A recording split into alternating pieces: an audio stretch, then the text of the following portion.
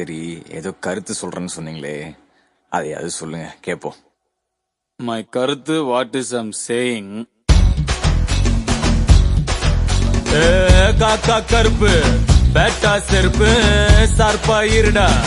புரியாது மாங்காய் புளிக்கும் மாம்பழம் இனிக்கும் இதுதான் வாழ்க்கை. மாறாது லவ் கடக்கா வச்சுக்க வச்சுக்க வச்சுக்க வச்சுக்க லவ் போச்சா விட்டுடுடா. லக்கு அடி